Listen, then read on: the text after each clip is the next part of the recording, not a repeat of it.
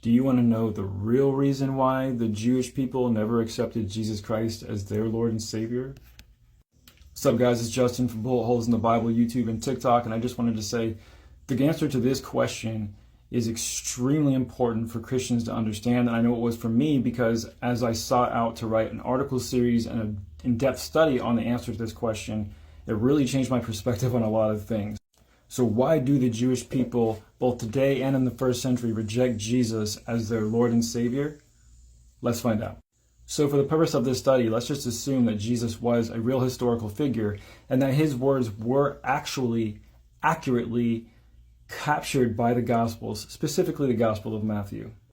Now, bear in mind, one of the key doctrines of the Christian faith was this idea that Jesus came and fulfilled all the laws of the Israelite people, all the Torah. And because he was able to do that, he was able to become a pure and spotless lamb sacrifice for everyone in the world who just believes on him. Now, I'm just going to spitfire off like as many as I can real quickly while I have just a few minutes. First of all, the book of Deuteronomy, both chapter 12 and 18, expressly forbid child sacrifice as a form of worship. God says it's detestable and he hates it. So right off the top, the Jewish people are going to be like, what? Second of all, the Christian ideology that Jesus was pure because he kept all the Torah perfectly is inherently flawed. Here's two reasons why I say that. First, the laws of the Torah encompass a whole range of societal ideas, not just, sinning against your neighbor. Where there's laws in there for women, for female purification rights, for priestly purification rights, there's laws in there for farmers and judges, and there's laws in there for kings.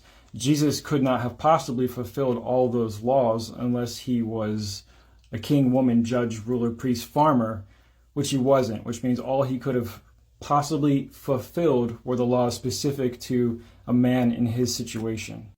Next, Ezekiel 18 clearly states that every person will pay the penalty for their own sin and that no other person can take the penalty for any person other's sin, including sons taking the sins of their fathers and vice versa.